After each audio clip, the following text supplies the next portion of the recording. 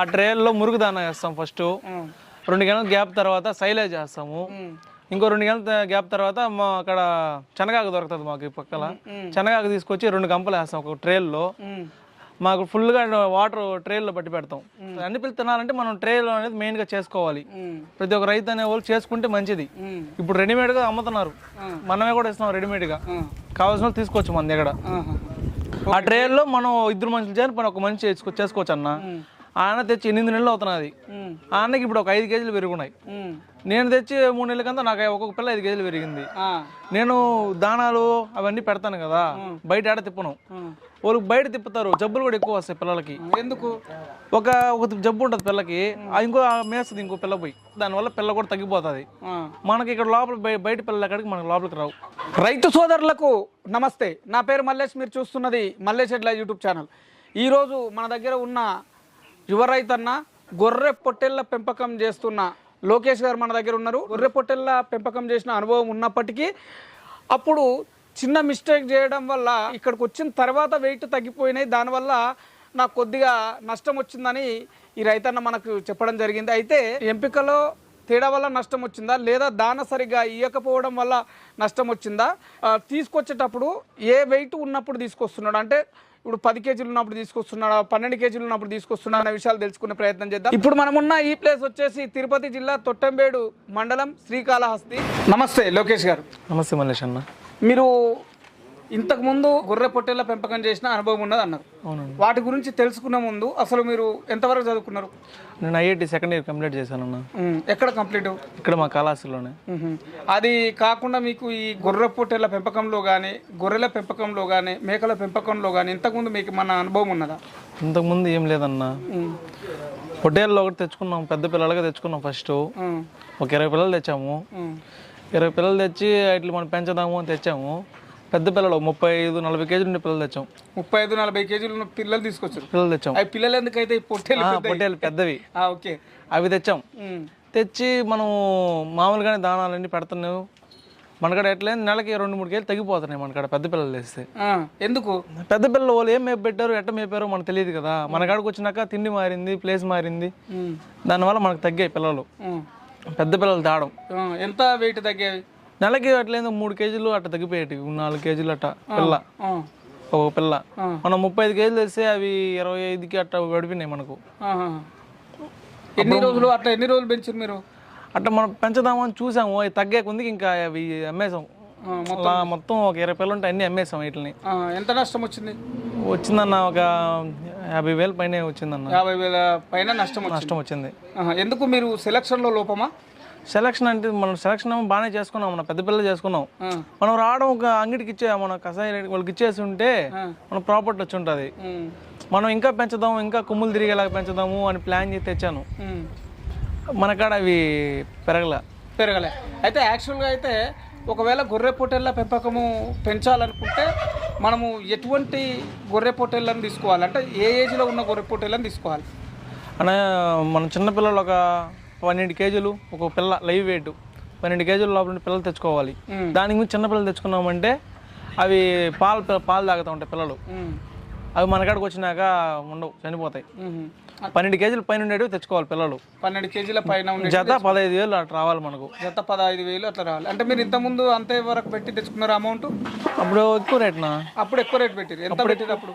పెద్ద పిల్ల ఒకటి లైవ్ వెయిట్ 400 లెక్కన తెచ్చామన్నా. లైవ్ వెయిట్ 400 లెక్కన. ఎక్కడ తీసుకొచ్చారు? ఫార్మర్ దగ్గరనా మీరు? ఫార్మర్ దగ్గర తెచ్చాము. మాకు గూడూరు సంత దగ్గర. గూడూరు సంత దగ్గర ఇక్కడ నుంచి? ఇక్కడ నుంచి ఒక 50 కిలోమీటర్లు ఉంటుంది. గూడూరు సంత ఉంది మాకు, శుక్రవారం సంత ఉంది. అక్కడికి వెళ్ళి తెచ్చుకున్నాం. లైవ్ వెయిట్ 400 పడింది మనకు. ఓన్లీ సంతలు ఎక్కువ తీసుకొచ్చారు మీరు? సంతలో ఎక్కువ తీసుకొచ్చాం. ఏ జాతికి తీసుకొచ్చారు అప్పుడు? నెల్లూరు జుడి పిల్లలు తెచ్చాము. ఎన్ని తెచ్చారు ఆ బ్యాచ్ లో? 20 పిల్లలే తెచ్చాం. 20 పిల్లలే. 20 పిల్లలతో మీకు 50,000 వరకు నష్టం వచ్చింది. అందుకే అమ్మేసాం వీటిని, ఇంకా లాస్ వస్తుందని చెప్పి అమ్మేసాం వీటిని. మరి ఇప్పుడు ఎన్ని పిల్లలు తీసుకొచ్చారు? ఇప్పుడు మనకాడ ఒక 80 పిల్లలు ఉన్నాయి. బ్యాచ్ ప్రకారం తెచ్చారు? బ్యాచ్ ప్రకారం తెచ్చింది. ఫస్ట్ బ్యాచ్ ఎన్ని తెచ్చారు? ఒక బ్యాచ్ 40-30 అటు తెచ్చామన్నా. 40-30 లేదా 30 తీసుకొచ్చారు. ఇవి కూడా నెల్లూరు గూడూరు సంత నుంచి తీసుకొచ్చారు. గూడూరు కదన్న ఈసారి కదిరికి పోయి తెచ్చాం. కదిరికి పోయి ఎంత పడ్డది అక్కడ మీకు? ఆడ జత మనకు 15,000 14,500 అటు పడినాయి. అంత అమౌంట్ పెట్టినప్పుడు మరి మీకు అంత అమౌంట్ రిటర్న్ వచ్చే అవకాశం ఉందా? 3 నెలలు పెంచాలన్న. ఒక్కొక్క పిల్ల మీద మనం 4 కేజీల నుంచి 5 కేజీల నుంచి 4 కేజీలు అని పెంచాలి యావరేజ్గా ఒక పిల్లని. మనం 35 కేజీలు మనం 12 కేజీల పిల్ల తెచ్చుకొని 35 కేజీలు 40 కేజీలు వచ్చినాక అమ్మాల. 4-5 కేజీలు పెరగాలి అంటున్నారు మీరు నెలకి. అంటే నెలకి 4-5 కేజీలు పెరగాలంటే ఇప్పుడు 3 నెలల్లో ఒక 15 కేజీలు పెంచాలి. ఈ ఒక 15 కేజీలు ఒక 12 దాదాపు 27 నుంచి 30 కేజీల వరకు మీరు పొట్టేళ్ళు పెంచాలి. అట్లా పెంచితే మీకు ఎంతవరకు ఇన్కమ్ వచ్చే అవకాశం ఉంటుంది? మనం కేజీ 450 రూపాయలు లెక్కన ఇస్తున్నాం. లైవ్ వెయిట్ కేజీ 450 రూపాయలు. లైవ్ వెయిట్ అంటే ఇప్పటిదాకా మనం మిషన్ లో చూపించిన వెయిట్ చేసి అట్లా ఇచ్చేస్తారు. అట్లాగే ఇచ్చేస్తాం. మాక్సిమం వెయిట్ ఎంత వస్తున్నాయి ఇప్పటి వరకు ఉన్నది? మనం చూసారు కదా ఒక పిల్లలు ఇప్పుడు మనకి 25 కేజీలు ఉంది. అది 2 నెలలే అవుతున్నాయి తెచ్చి. మనం 2 నెలలే అవుతుంది. 2 నెలలే అవుతుంది. అంటే సెకండ్ బ్యాచ్ తీసుకొచ్చింది. సెకండ్ బ్యాచ్ ఇది. ఫస్ట్ బ్యాచ్ మొత్తం తీసేసిరా? ఉన్నాయి అవి కూడా? ఇట్లా ఏం లేదు, మొత్తం తీసేసా. ఫస్ట్ బ్యాచ్ మొత్తం అయిపోయినాయి. మొత్తం ఇది చేసా. సెకండ్ బ్యాచ్ 30 తెచ్చాము. దాని తర్వాత 40 తెచ్చాము. అంటే 70. మళ్ళీ ఒక 10 మనం లోకల్లో తెచ్చుకున్నాం. 10 లోకల్లో తెచ్చుకున్నారు. అంటే 80 మొత్తం. 80 ఉన్నాయి. ఇప్పుడు 80లో మీకు మొత్తం ఉన్నాయా? మొత్తం 80 పిల్లలు ఉన్నాయి. ఇప్పుడు ఏం తీసేయాలి మీరు? ఇప్పుడు ఏం తీసేయాలి. మాక్సిమం ఇప్పుడు మీ దగ్గర ఎంత వెయిట్ ఉన్నాయి? ఇప్పుడు మనకు మాక్సిమం 30 కేజీలు దాకా ఉన్నాయి. 30 కేజీలు. ఎన్ని నెలలకు? 3 నెలలు కాలే ఇంకా 3 నెలలు కూడా కాలే. 3 నెలలు కంప్లీట్ అయిన తర్వాత ఇంకా వెయిట్ ఎక్కువ పెరగవచ్చు. అవునన్నా. అంటే మరి సెకండ్ 3 నెలలే పెంచాలని లేదన్నా. మనకు వెయిట్ పెరిగితే తొందరనే తీసేయాలి. తొందరగా తీసుకోవచ్చు. వెయిట్ పెరిగితే మరి వెయిట్ ఏ వెయిట్ వస్తే మీకు మంచి రేట్ వస్తుంది? మనకు వెయిట్ మంచిగా ఇప్పుడు నెలకు 5 కేజీలు వచ్చిందన్న. 5 కేజీలు మనకు మిగిలిపోతుంది కదన్నా. ఒక పిల్ల మీద 5 కేజీలు పెడుతుంది కదా నెలకి. అంటే 80 పిల్ల మీద అన్ని కేజీలు వస్తుంది కదా. మీరు తీసుకొచ్చినప్పుడు ఉన్న వెయిట్ కన్నా 5 కేజీలు అదనంగా పెరిగితే 4 నుంచి 5 కేజీలు పెరగాలి. ఫస్ట్ తేడం డీవార్మింగ్ చేయలేదన్న. వీటికి డీవార్మింగ్ చేయక మాకు తెలియక చేయలేదు. వీటిని చేయడం వల్ల ఇవి మాకు పిల్లలు తగ్గాయి. బరువు తగ్గాయి. అయితే డీవార్మింగ్ చేసి ఉంటే మీకు పిల్లలు మంచిగా వచ్చుంటాయి. ఇప్పుడు మనకు తెలుసుకొని ఇప్పుడు చేసామన్న. వీటికి బాగా వచ్చినాయి. ఇప్పుడు మీరు ఈ డీవార్మింగ్ తో పాటు లివర్ టానిక్ లాంటివి, మినరల్ మిక్చరు, కాల్షియము, వాటికి ఫీడ్ ఏమి ఇస్తున్నారు అసలు? ఇప్పుడు పిల్లలకి మనం ఎడ్ చేస్తున్నామంటే అన్న, తీసుకొచ్చిన పిల్లల్ని ఒక 6 రోజులు రెస్ట్ ఇచ్చి వీటికి డీవార్మింగ్ చేస్తున్నాం. నీట్గా డీవార్మింగ్ చేసి ఒక 3 రోజులు పారుతాయి. కడుపులో ఉన్న నత్తలన్నీ బయట వస్తాయి, పారుతాయి.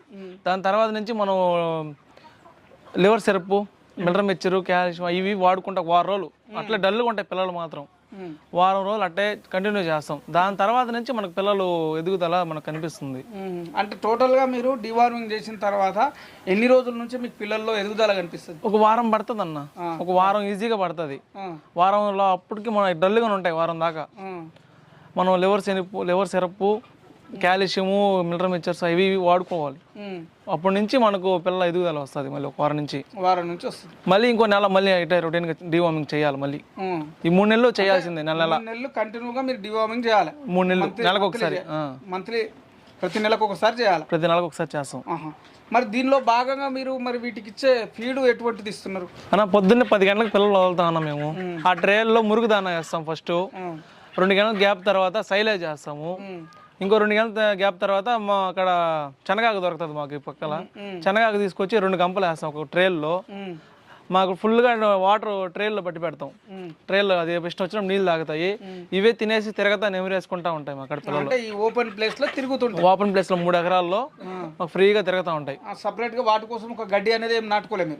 గడ్డి ఏం లేదన్న. శనగాకు, మా దాన, ఇవే మేము సైలేజ్. మాకు సైలేజ్ వల్ల పిల్లలు బాగా గ్రోత్ వస్తున్నది అన్న. ఫస్ట్ ఆఫ్ ఆల్ రైతులకి పిల్లలు ఎందుకు పెరగట్లేదంటే వాళ్ళు ట్రేల్లో వీళ్ళు సరిగా పెట్టరన్న. మామూలుగా ట్రబుల్లో పెట్టేస్తారు.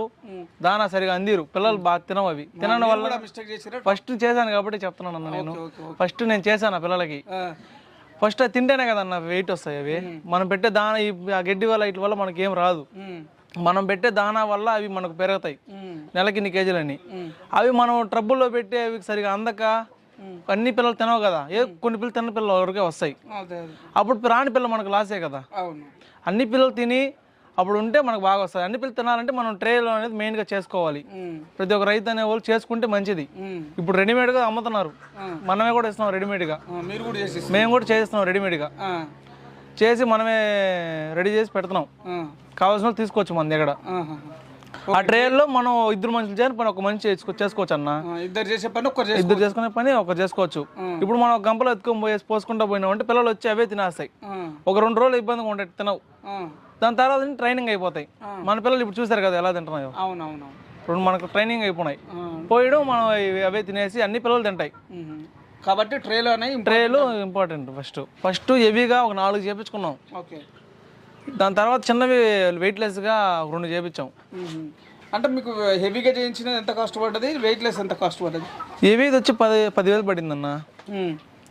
మన వెయిట్లెస్ ఒక 5,000 పడింది మనకు. మెటీరియల్ మొత్తం అదే. గొర్రె పొట్టేళ్ల పెంపకంలో 3-4 నెలలలోనే లాభాలు వస్తాయని చాలా మంది రైతులు అంటుంటారు. చాలా మంది రైతులు కూడా, మనం వీడియో చేసిన రైతులు కూడా చెప్పారు. నిజంగానే వస్తాయా 3-4 నెలల్లో లాభాలు? వస్తాయన్న. పిల్ల పెరిగితే వస్తుంది, పెరగకపోతే అట్టేస్తా లాభం. పిల్ల పెరిగితేనే మనకు లాభాలు వచ్చేది. ఇవి 2 జాతులు ఉన్నాయన్న దీంట్లో. వైట్ది వచ్చి మాచర్ల బ్రీడ్ ఒకటి, ఆ రెడ్ది వచ్చి గుంటూరు బ్రీడ్. ఇవి వచ్చి మనం ఓన్లీ మటన్కి మనం బ్రీడింగ్ ఏం లేదు. మనం మరి సీజనల్ గా కొన్ని ప్రాబ్లమ్స్ వస్తున్నాయి. సీజనల్ గా వచ్చే ప్రాబ్లమ్స్ గురించి మీకు ఏమైనా ఐడియా ఉన్నదా? ఉందన్న. వానాకాలం అయితే మనం ఒక పిల్ల కూడా పెట్టుకోమన్నా. వానాకాలం పెట్టుకున్నాం పోయినసారి. అది ఒకటి మైనస్ మాకు. పోయినసారి 20 పిల్లలు కూడా ఇవన్నీ ప్రాబ్లమ్స్ ఫేస్ చేసిన వల్ల తీసేయాల్సి వచ్చింది. అవి వానాకాలం పెట్టాం. వానాకాలం ఈ వానలు పడడం ఏడ చెమ్మ మారేది లేదు, తిరిగేదానికి లేదు పిల్ల. ఆ చెమ్మ తిరిగినా కూడా కాలు పుండ్లు వచ్చేసేది. కాలు పుండ్లకే అది ఇంకా తగ్గిపోతుంది పిల్ల. అది మాకు అన్ని ప్రాబ్లమ్స్ వల్ల మాకు ఆ పిల్లలు లాస్ వచ్చింది. ఒకవైపు దానా సరిగ్గా ఇవ్వకపోవడము, తర్వాత డివార్మింగ్ చేయకపోవడము, తర్వాత వానాకాలంలో పెట్టడం. అంటే ఎండాకాలంలో ఏం ప్రాబ్లమ్స్ ఉండవు? ఎండాకాలం ఏం ఉండదన్న.